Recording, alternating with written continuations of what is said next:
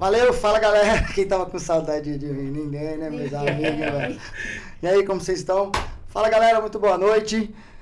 Já tava com saudade, viu? Falta um episódio, mas tô de volta, né? Você nem ligou, né? Eu acho que não. Seguinte, vamos lá, galera. Estamos hoje com uma convidada super especial, a Meg da Kaká Fashion, Kai Fashion, Kaká Fashion, enfim. Ela vai explicar pra gente aí sobre, já teve até uma situação em relação ao registro da marca, vai ser bem interessante a gente ouvir essa história, tá? E é isso aí, vamos que vamos, Simone. Lembrando que é o nosso episódio 6 Eita, já da ModaCast, né, gente? Eita, que alegria. Que é criado pra você que gosta de moda e quer saber um pouco mais sobre esse assunto. Hoje nós trouxemos alguém que manja muito de vendas, de fabricação, de importação, direto da China para o Brasil. Né, Andrezão? Sim, ela manja bastante, a gente está mudando um pouquinho, viu? Nós estamos entrando agora com o produto feminino, com a modinha, que é o que a Meg vai trazer pra gente hoje aqui nessa noite. Primeira mulher, Meg, arrasa aí, se apresenta pra nós. Gente, eu estou com tanto medo de falar errado aqui, a língua não dá nem reto. Da hora. Fala um pouquinho da sua marca, o que te inspirou a abrir a sua marca, como foi a sua chegada aqui no Brasil, quais foram as dificuldades culturais que você enfrentou? Bom, a China tem uma cultura bem rígida, né? Em questão de estudos. Quando eu cheguei no Brasil, comecei a fazer as aulas nessa escola, sofria bullying, né? E na China, na nossa escola, os cabelos precisam ser presos com rabinho, né? Aqui no Brasil já não é assim. Eu chegava todo dia na escola com aquele rabinho feito aí, e o povo puxava meu cabelo. Sério? Sério, eu fui parar em algum tempo lá na diretoria, e a diretora falou assim, aqui é o Brasil, ou você fala o português, ou hoje você não vai sair dessa sala. E aí? Tive que aprender. Aí eu pedi ajuda, porque eu tinha chegado há pouco tempo aqui no Brasil, e sofri. Eu falei, tá bom, tudo bem, não vou sair daqui, mas assim, decidi aprender bem mesmo. E aprendeu bem, porque eu entendo tudinho. Chorei muito. Muito. Não quero ficar no Brasil. Até uns 7º ano, assim. Falei assim, não, eu vou sair daqui. Você já tá no Brasil há quantos anos? 20. Se apaixonou. Se apaixonou, feijoada, comida boa. Brasileira já. É, isso aí. Aí, conta mais pra gente aí, como foi essa trajetória aí até Bom, aí até eu chegar decidi... na Kai Fashion. Aí eu decidi aprender bem, né? E fiz o curso de português, chorando, mas aprendendo. Sentia muita dificuldade. Na força do ódio. Sim. Mas eu assim, os que eu conheço, eu tenho o prazer também, vocês são muito disciplinados, né? Eu acho, né? E persistentes. Nossa, eu cheguei aqui, as aulas do Brasil, a educação em si, fiquei chocada, né? Porque a escola pública realmente não conseguia sair muito bem, porque todo dia aquele conteúdo por 2 anos, né? O mesmo. O mesmo. Até uma hora que minha mãe decidiu me colocar numa escola particular para ver se consegue ter um futuro um pouquinho melhor. E chorava, continua chorando. Parou de chorar hoje em dia. Não, hoje a confecção você chora de alegria, de chora dos dois lados. Com a confecção continua chorando, olha que mulher chorando. Aí tá mulher sanfona. Ô Meg, e essa dedicação pela moda, isso vem cultural da família ou você é a primeira a trabalhar no ramo? Não, vem da família. A gente já fazia a importação, né? Nossa história começou na importação, com a moda feminina inicialmente, com uma moda bem estranha que hoje, tipo assim, não entendi por qual motivo a gente fez aquela importação daquela época, mas... E foi qual moda? Foi uma moda de chiffon, peças de leves. A gente não entendia o que brasileira gostava de usar, então importava aquilo que a gente achava que estava certo no Brasil. Só que 18 anos atrás, aqui no Brasil, você vendia qualquer coisa. Sim, verdade. Né? Então, assim... Quanto tempo, Andressa? A gente decidiu, vendemos um pouco, depois a gente decidiu focar na camisaria masculina. Nossa, olha. Diferença. Então, a gente começou a importar a camisa masculina por 5 anos, depois a camisaria feminina. Em 2008, eu acho, a gente decidiu sair do mercado. Porque o nosso preço de custo está no preço de venda dos nossos concorrentes. Caramba! E como você contornou isso? Porque a gente fala que aqui tem muitos perrengues, que as pessoas do lado de lá eles só vê o glamour da moda, mas eles não entendem que todo mundo passa por isso. vontade de desistir, aquelas dores, né, de barriga que dá no meio do caminho, mas só os valentes ficam. E uma outra coisa assim, que a gente percebe é que a modelagem da China para o Brasil tem muita diferença, né? Eu ia falar isso agora, o corpo da mulher brasileira, do padrão Sim, é a totalmente curva é diferente. diferente. As mulheres orientais, ele tem uma morfologia mais reta, né? Então, e assim, imagina, eu sou obesa na China. Ai, Isso é o quê? Eu uso Obesa G. na China. Tem vezes que eu não consigo comprar roupa da moda. Nossa. Se eu for lá, então, meu Deus do céu. É melhor não ir, né? Já leva pronto. tá na mala. Pra lá não vai Porque dar. hoje é apertado pra mim, você viu hoje, né? Fiquei Mas, deprimida. ô Simone, a moda chinesa, o importado, quando chegou aqui no Brasil, ele passou por essa dificuldade. Até eles terem a adaptação do produto para a mulher, para o público brasileiro. Teve uma De grande montar a parte dificuldade. de desenvolvimento dentro da China mesmo, com brasileiros Sim, hoje desenvolvendo, né? Eu conheço algumas pessoas que fazem assim. Com Sim, você a nossa também modelagem da camisaria realmente foi retificado para minha mãe. Então, minha mãe que começou, na verdade, com a importação. Nossa. Aí, em 2018, acho que comecei a fazer, abrindo mão um pouquinho das importadas, comecei a fazer nacional. E fala pra mim assim, da importação, qual que você acha nesse trâmite operacional? Porque a gente fala em importação, a gente pensa na peça pronta e ela chegando aqui. Só que há um caminho muito extenso. Conta pra nós qual que é a maior dificuldade do caminho China-Brasil para importar as roupas. Em que sentido? Qual que você acha mais difícil? O preço, a parte fiscal, a parte de transporte ou desenvolvimento? O que pra você Eu acha mais difícil? acredito que é parte fiscal mesmo. Por quê? O maior gargalo é a parte fiscal. Porque assim, você importa um tipo de produto aqui no Brasil, você não tem uma resposta certa. Então, por exemplo, cada hora o INPE, ele tem uma atualização de etiqueta de lavagem. Isso é verdade. Muda E bastante. a gente não sabe quanto teve atualização, como tem que ter, quando a gente tem que se atualizar, aonde a gente se atualiza. Olha que vê se já tá sendo multada, né? Exatamente. Não é Vocês não têm um antecipado isso, é na hora, pré-aviso. você só sabe na hora. Exatamente. Bate um fiscal lá e fala, nossa, essa composição aqui, esse modo de lavar tá errado. Eu já vi acontecer. Você Sim. faz uma etiqueta hoje, aí você vê que a lei mudou 2 meses atrás e ninguém avisou. Então, eu acho que isso precisa existir, tipo, um prazo pra gente providenciar uma correção. Sem Porque a dúvida. gente é inocente a operação em si também, né? E assim, se a gente for pensar tudo, a gente contratar uma especialista de fazer, pra quem tem um pequeno pote, não rola. Tudo fica caro. Tudo porque fica tudo caro. vira o custo do produto. Exatamente. E aí, com tudo isso você quer juntar, você acaba não tendo mercado, né? E aí você vê, assim, umas outras plataformas vendendo até, que vem de outras regiões, que conseguem manter um preço bom, que a gente nunca vai entender como isso acontece, que a gente até brinca, né? Aqui a gente faz uma Porque- mágica, né, eu Simone? não Que mágica sei que ele que Como que eles fecha a usam. conta para algumas pessoas trazerem um produto barato, sendo que a gente sabe todo esse custo operacional que não é fácil. Então, o que eu penso recentemente pode ser que saldo é uma única forma que tem a explicação.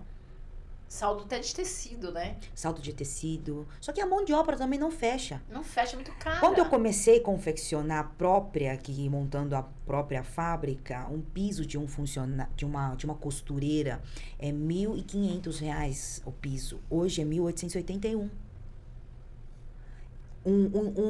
Com experiência. Agora, como chama? Tarefas, funções. Múltipla função, sei lá, que sabe usar Sim. todas as máquinas. Ele já tem um piso de 2.049, se não me engano.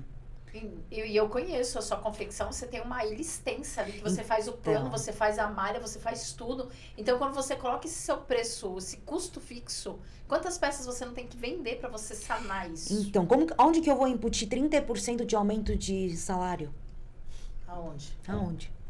Fica Aí, difícil. por isso, temos que fazer uma live como representante, unir Eita, forças e fazer eu um disse que não ia contar o que era, mas isso que eu tô falando, tô isso. boca Hoje já tá aberta. Vamos fazer uma live. Vamos fazer. Vamos chamar ela de extraordinária? Acho que a Vamos. palavra é Sim, essa. sim. Uma live extraordinária. E é bom. E eu até quero colocar aqui pra vocês verem as peças delas, que top. Eu peguei 3 modelos, olha isso, gente, cada coisa linda. E ela fabrica tudo aqui no Brasil hoje. Tem que Isso apoiar a já produção é. nacional. Já é a tua coleção já? Inverno. Isso já é inverno, né? Inverno 2023. Então, gente, é umas coisas maravilhosas que compensam. Já vai lá no Instagram, Isso, e siga essas ela. fotos aqui é onde? Paris. Paris. Vocês estão vendo, né, gente? A gente tá falando de custo, tá? Vocês precisam entender isso aí. A coleção fotografada lá em Paris. Imagina onde vai o custo. A gente tá falando de 30% aí pra invertir, mas tem muita coisa por trás. Mas né? isso é legal você trazer o custo para o cliente também, porque hoje o mercado ele vem buscando muito preço. Hoje muito cliente, muitas redes de loja buscam preço, mas a conta não fecha. Você pega um produto sem uma boa costura, você pega um produto que na primeira lavagem, que você lavar o produto, ele vai esgarçar ou ele vai descosturar, desmancha a costura, diferente de um produto que a Meg fabrica. Totalmente diferente, produto com qualidade, produto totalmente diferente desse produto que nós estamos dizendo no mercado aqui. Por isso que hoje agrega valor, você tem que saber o custo. Então, quanto mais o cliente às vezes busca preço, isso não vai fechar, ele vai ter um prejuízo no final também, se ele só procurar preço. Só. E a gente está falando de cultura, de fabricação, vendas, importação. E tem uma parte aí, né, Ivan, que a gente sempre fala entre nós, que a gente acha também que é um gargalo porque a gente vê de fora. A parte de vendas. Como que é essa mão de obra para vender o seu produto? O seu vendedor. Como que é Aqui isso? no Brasil? Exatamente. Isso. Como assim, de novo? É bom, é ruim, é fácil de achar? Tem treinamento? Como que é? Ah, é difícil. Difícil. Essa mão de obra de vender é difícil a gente encontrar, às vezes. Muita gente, ele tá vindo pra ficar porteiro, a gente fala, né? Que fica lá como porteiro. Recepcionista. Não, nem recepcionista, é porteiro. Ainda fica triste aí, sabe? Bem cansado e E triste. não é um porteiro feliz, né? Um porteiro triste. Tem o vendedor águia, o Zé hunter, agora tem o vendedor porteiro. Tem o vendedor porteiro. Eu acho que a gente, nós sofremos no geral aqui, mas eu não sei, Simone, se em relação no Brasil a gente fala muito sobre dar esse treinamento, né? Preparar essas pessoas. Mas não é só você, Meg, a gente sente muito isso. E a gente trabalha um pouco de... Às vezes, assim, importação. nossos vendedores que ficaram muito tempo com a gente, eles também sentem dificuldade de, tipo assim, como abordar os clientes. Ou, os clientes não dão retorno pra eles, se sentem, tipo... Eu tô fazendo o meu trabalho, só que ninguém me dá atenção. Isso que desanima um pouquinho eles também. Só que vem ter assim, né? Vocês são representantes, sabem disso, né? Sim. Mas você já pensou em algum tipo de treinamento? Você já dá algum tipo de treinamento pra tua equipe? A gente tentou fazer um treinamento. A gente viu que é muita teoria. Até chegar na prática... Isso é verdade. Ainda demora um pouco, entende? É muito artificial, né? Hoje eles vêm com o curso montado, quando eles põem lá os tópicos e ficam lá falando. A fórmula mágica. É a fórmula mágica. Que não funciona no dia a dia. No chão de loja, isso aí não vai funcionar. Esse blá blá blá que eles dizem que vai dar resultado, né? Aí você tentou, mas não rolou, não deu certo. Tentei, mas assim, o difícil, assim, até a gente fazer esse investimento de treinamento nos funcionários, primeiro a gente tem que conseguir contratar. Nem a contratação tá conseguindo? Tem que ter equipe primeiro, né? Exatamente. Então a gente deu uma parada, ainda não conseguimos, mas estamos correndo atrás para Olha que coisa interessante, né? Porque eu penso isso de uma forma muito interessante. A gente vê uma crise no Brasil, a gente percebe muitas pessoas desempregadas pedindo, pelo amor de Deus, uma oportunidade, só que às vezes a oportunidade é dada, mas ela não é aproveitada. Gente, o mercado tá aberto. O que você vê de gente precisando no Brás e o que você vê de gente desempregada acaba sendo uma coisa incoerente, assim, na minha opinião. Sim. E na nossa época, que a gente era vendedor, que foi Europa ali, uns anos atrás, né? Eu tô no Brás, Alguns aninhos, né? eu trabalhei 12 anos no varejo e eu estou no Brás há 24 anos. Cala a boca. Alguns 26 aninhos ali eu também, eu comecei no Brás. Então, na nossa época era muito sangue no olho. A gente tinha que bater meta, a Era gente não muito via a hora. Muito diferente. Hoje a gente põe até metas para os vendedores correr atrás, mas parece que falta jeito, não sei, a gente não consegue. Falta energia. Mas vocês trabalham com comissionamento também? Vocês trabalham com comissão para vendedores? Sim, só que como que eu vou conseguir se Ah, o esse- cliente quer pagar barato? De que forma que eu consigo embutir esse tipo de custo para animar meu vendedor? Isso vai ser uma outra vez, a gente vai te chamar pra falar sobre isso, porque a gente vai bolar algo, porque eu já tô aqui na minha Sim. cabeça, mas é que eu vou sair muito fora do foco. É, Porque eu tenho esse problema, É, sabe? Vocês já estão pensando que eu tô Sim, pensando, é entendi. certeza, né? eu não vou mentir, eu não pensei. Não pensou. Essa semana eu pensei também, André, a gente é uma coisa só. Mas assim, às vezes, assim, por exemplo, às vezes eu tento abrir o mercado através das vendas para magazines. Eu escuto umas propostas, falei, gente, fala pra mim, o que você tem de proposta que você já tá acostumado de vender pra, tipo, um lojão do Brás? Eu não consigo chegar no custo que eles pagam.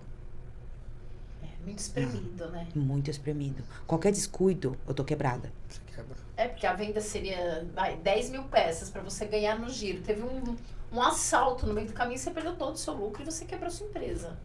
Então a conta tem que ser feita de uma maneira segura, com uma margem segura mesmo. E imagina se tem um defeito produzido durante a produção. Perdeu tecido. Como você se recupera isso? Quantos anos tem que trabalhar para poder recuperar? E de que forma que eu vou conseguir, levantar de novo com essas pancadas? Tá vendo, gente? Eu tô trazendo isso aqui pra vocês hoje, pra vocês verem que o mercado de moda, ele tem diversos pontos que são perrengues. Nós trouxemos muito da moda masculina, muito do varejo. Hoje nós estamos trazendo ela aqui, que ela fabrica, ela tem loja de pronta entrega no Brás. Ela faz o desenvolvimento de marca pro cliente dela e ela também manja muito de importação. Qual dos 3 mercados você acha que é melhor hoje pra você? A importação, o desenvolvimento para outros clientes ou a sua marca? A venda, em geral, tá um pouco devagar, né? Mas, por simplicidade, às vezes, eu penso uma importação, ele pode ser que seja menos trabalhoso por questão trabalhista aqui no Brasil, né? A mão de obra que é bem difícil, né? Mas estamos rebolando para conseguir. E hoje, hoje a importação para você, atualmente, como se definiria? Como que está hoje? Qual que é o momento que ela está vivendo? A importação hoje, na sua Pós-pandemia, né? É. Não, até nesse O custo também não fecha, né, na verdade. Vocês que faz a representação deve ter sentido, né? Sim, 5 anos atrás, de repente, é fácil vocês conseguirem um produto de 10, 15 reais, tá lotado O no auge da mercado. importação. E O auge da hoje, importação, hoje acho que não consegue mais isso. Foi quando a galera correu do tênis, foi pra bolsa, e da bolsa veio pra Nossa, confecção. você comprou tudo Aí isso? eu comprei tudo caminho, ó. Você dá- toda a transição. Sou da 25, viu, gente? Comecei na 25 de março, viu? Nossa. E de lá eu vi muita gente vindo pra cá, pra bolsa, e depois indo pra confecção. Confecção, né? O primeiro que eu conheci aqui, que eu vi vendendo na Henrique Dias, foi a Rolling Stones, eu acho. Ai, Foi a primeira ali Sim. que chegou. E ali era tudo bolsa, não tinha confecção. E depois veio essa introdução, a galera foi com e falou, vixe, aqui Essa é a magia do Depois a nosso Queens- mercado. Ele não É. é A Queens estático, também né? veio Ele se forte move também. todo o tempo, né? E a gente Sim. tem que estar com esse olhar pro movimento, pra onde está indo a onda. E surfar na onda. Se a gente ficar parado, ainda bem que você é uma empresária de visão. Porque senão você morre. Porque o Brasil ele muda muito rápido, a moda muda muito rápido. E ela é Verdade. muito perecível, a moda. Sim, mas eu acredito que tá com tudo que vem passando pós-pandemia, o mercado do jeito que tá, eu acho que quase empatou. Hoje você tem que produzir um pouco dentro e importar um pouquinho também. Eu acredito que o mercado, até ia perguntar isso para a Meg, você acredita que daqui por algum tempo, por um ano, daqui a 2 anos, a importação ela volta forte como no início, como há 4, 5 anos atrás? isso vai depender muito de como vai evoluir ou valorização da moeda real, né? Do real. Isso é totalmente relacionado, né? E essas taxações que uma hora fala que vai taxar, daqui a pouco não vai taxar mais. Isso também bate de frente, né, com a importação. Sim, com certeza. Isso tem influencia também o custo, né? Importação, quando você traz uma mercadoria nacionalizada por um caminho pela empresa, seu custo é maior. Você paga imposto para nacionalizar, você paga imposto na hora de vender, você paga imposto em cima do comissão que paga, enfim, entendeu? Então, tudo é uma questão de custos. Sim. E de repente é até interessante, igual nós estávamos conversando, né, uma vez, de fazer o que é mais tranquilo aqui e aquela mercadoria diferenciada lá, até por conta dos maquinários, né? Que o Brasil às vezes não comporta ainda, uma jaqueta de importado. O Brasil não comporta fazer hoje por conta de maquinário. Comporta? Não, né? Não. Realmente tem que ser muito específico.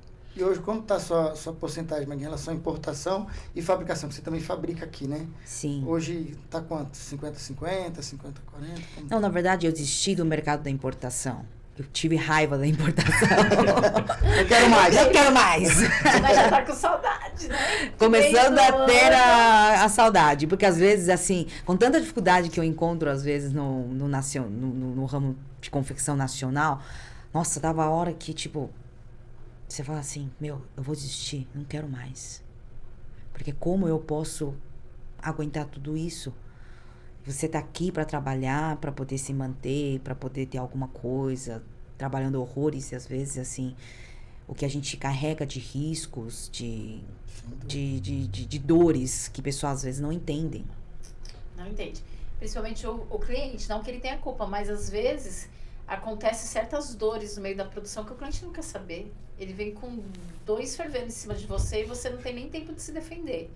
E muitas vezes também, assim, o que é doído é você criar uma produção e que você vê aquele acabamento. Que você não sabe se você chora, se você ora, você fala, Jesus precisa de um milagre. Olha, Eu dei uma bola cristal, gente. É meu sonho. Porque ela até contou aquele episódio que você me contou daquele top. Conta pra nós, que ficou desse tamanho, lembra? A gente produziu um top que o pé ficaram 52. Nossa. Ficou plus. Ficou um plus mesmo. Mas só que com a altura de um peitinho. Ele ficou plus na largura. Como explica isso, né? Não tem explicação. É desatenção, na verdade, né? Um processo errado, eu acredito que foi evoluído. E a gente desatentou na hora. Ele Aconteceu, Ele foi dado play e foi embora, né, na produção. Então, isso acontece muito. A gente só vê algo que deu errado no final. No final já, pronto. Às vezes até quando o cliente já recebeu lá, é porque ela é muito parceira. Ela puxa, ela resolve. Mas se é um cliente que não entende, se é uma pessoa que não puxa, aí sobra pra quem? Pra vocês. Para os representantes. Vamos bater neles. Parabenizar aqui o André Simone, porque assim, dos poucos representantes que eu conheço que trabalham nesse nicho, né, que é a parte de produção de pele, e Simone acompanha de perto, anda com painel e fica em cima da produção. Cara, imagina, hein? Imagina pra quem não vai lá nem ver. Só vende e não volta nunca mais. Nossa, mas às vezes o erro, ele é assim. Quando aparece, ninguém percebe. Já aconteceu muitas vezes na nossa produção. Legal. Imagina que eu acompanho assim, mas eu não acompanho de uma forma lá, bem profunda na raiz. Eu estou por cima, porque quem sou eu para entrar na fábrica de alguém ou na oficina de costura para ver? Então eu tô vendo ali, então eu bato o olho e tá tudo bem, que chega no cliente. Eu tinha vontade, sabe assim, um avestruz? Se eu pudesse, eu escolheria ser um avestruz. Fazer um buraco e enfiar minha cabeça ali dentro e me esconder e nunca mais sair. Já passei por causa disso. E qual foi, conta pra nós o seu pior, a sua pior experiência aquele episódio com produção. Que você fala, meu você Deus, sentou e chorou. De ódio. Você quis voltar. E da voadora. Não, não quero voltar nunca. Mas compartilha com nós para as pessoas verem que é normal isso. Nossa, mas ano passado, quando a gente decidiu fazer uma expansão da produção nacional, porque é difícil você contar por terceiros. Você acaba recebendo alguma novidade de que está acontecendo. O pessoal normalmente, quando vai, principalmente oficinas, quando eles fazem alguma coisa que deu errado, eles não falam para você. Recentemente tive uma oficina, ficou com o meu casaco na produção, errou simplesmente o lugar do bolso. Entendeu? Errado o pique. Me enrolou quase 40 dias, o corte lá nem mexeu. E aí parou no metade que tá errado. Aí eu fui lá para poder resgatar, para ver o que tá acontecendo, e a pessoa não falava pra gente, ainda queria, não, me dá mais uma semana que eu vou fazer, que eu vou não sei o que lá, não. Cheguei numa hora que eu falei assim, não, eu vou levar de volta. Eu levei de volta e descobri qual seria o problema. Não tinha como continuar. Mas deu pra consertar? E perdeu metade do corte. A gente teve que ver de alguma forma que tem como salvar, né? Porque o metro de tecido, a gente pagou quase R$40, gente. E num casaco desse vai mais de 1 metro, vai quanto? 1,20 m, 1,30 m? Uns 2 metros. 2 metros. Só de tecido, R$80 pra uma produção indo pra um saco. E o que você fez pra remendar o problema? Eu quero saber, porque acontece Qual foi a solução? muito. Então, aí a gente tem que desenvolver uma nova modelagem em cima do defeito que foi feito pra ver se a gente consegue arrumar isso, né? Mas tava no corte ainda? Não, aí a gente tem que voltar pro corte, chamar o modelista, ver o que pode ser feito. Foi o pique. É isso que eu tô bolso dizendo. na lateral, bolso aqui. Foi o bolso aqui, logo na frente. Tipo canguru? Não, mas ele pôs... Onde que pôs? Não, o bolso é lateral, ele colocou como o canguru aqui na frente. Já pensou que a mulher vai usar o casaco e o bolso vai vir tudo aqui na frente? Olha que festa tendência, né? Ele criou uma tendência proposital. Ele queria ser o marsupial. Alguém vai guardar o celular aqui? Gente, aí você deu voadora, chorou, resolveu de boa. Falei assim, vamos sentar, ver o que dá pra fazer. Meti o pé, demoramos o quê? 20 dias pra poder arrumar isso. E deu certo? Conseguiu vender? Ainda tá na produção, nem ficou pronto. Porque foi 40 com mais de 60. Agora. E esse foi o pior de tudo das suas experiências que você teve ou teve mais alguma? Teve. Aquela bem cabeluda. Nossa, gente, ano passado quase quebrei. Por causa de produção? Por causa de produção. 5 meses só por defeito que produziu. Que a gente não entendia o porquê. E você chegava nas pessoas, pergunta assim, gente, vocês entendem que isso é um defeito? Não temos muito o que fazer. E não sabe nem de onde surgiu, se foi da modelagem, se foi do corte, do... O que aconteceu naquela época? A gente produziu, quando chega na peça final, o meu casaco ficava aqui. 3 quartos. 3 quartos. Quer comprar um casaco? 3 quartos. Nem cai nem lá. Na verdade, o comprimento legal é aqui, né? Que a gente fez. Nossa, me deu desespero, porque eu fiquei 3 meses lá produzindo, o negócio não saía. Quando saiu algumas peças finais, o casaco ficaram aqui. Outra tendência. Não consegui. Você tá cheio de lançar tendências, viu, Meg? Você é 3 quartos. Colocasse uma renda transparente. Então, a gente vai ter que inventar alguma coisa disso, né? Quando saiu uma coisa dessa, a gente fala, não é possível. Desmanchamos a peça para ver o que estava acontecendo, por que estava isso. Eu mandei o nosso corte um pouquinho para a oficina para ver se a oficina estava com o mesmo problema. E da oficina voltava um corte normal.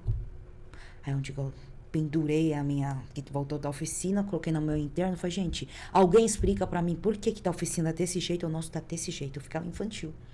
Nossa. Na sua oficina interna, que tava dando BO. Tá dando muito BO. Um BO que não dá para acreditar. E foi overlock? Você conseguiu identificar essa comida? Não dá pra entender. Cada um acho que tava com birra entre as colegas de trabalho, um pirrava o outro. Não dá pra entender, gente. Não dava pra Foram entender. quantos cortes? Nossa, tive desespero, porque foi 2.500 peças que a gente cortou. Uau! Chegou numa hora, quando eu vi a peça assim, eu falei, gente do céu, alguém sabe me explicar onde que tava o eu? preço final dessa peça seria quanto? Só pra gente ter uma ideia do preju. Você acha que eu consigo repassar o preço? Não, mas não se consegue. fosse, era tipo R$60. Em questão de De valor refazer. final, preço final, quanto você venderia?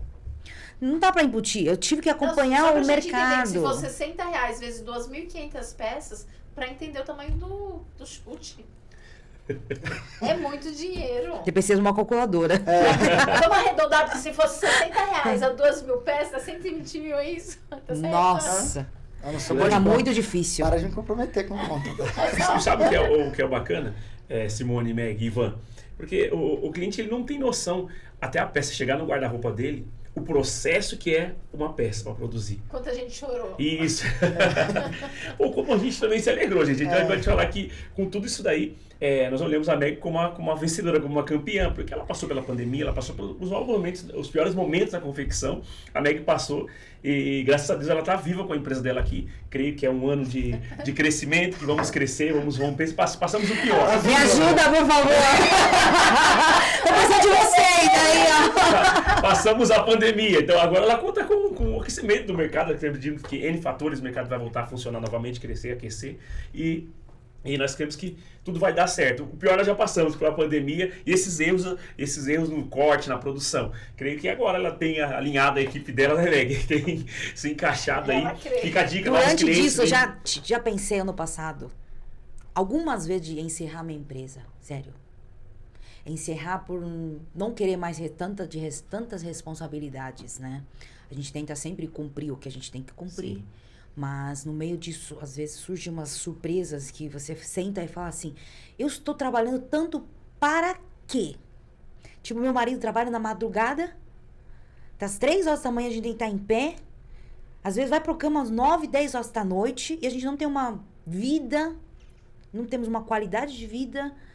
E aí a gente chega no lugar, dentro da nossa empresa, e a gente vê as nossas produções não andam. Tipo, quebra seu coração, sabe? Sim. Eu sei como que é. Você fica apertado. A Simone sabe como que é. Esse ano, pra mim, como eu cuido diretamente, assim, teve dia de eu sentar assim, eu falar, André, que ele é muito positivo, né? Que ele é meu sócio, nós somos sócios aqui. Mas eu tinha vontade de me jogar pela sacada do escritório. Não. É que não ia, acho que só ia quebrar as pernas, porque não é muito alto. É mais prejuízo. Ia dar mais prejuízo que eu tenho que ficar em casa.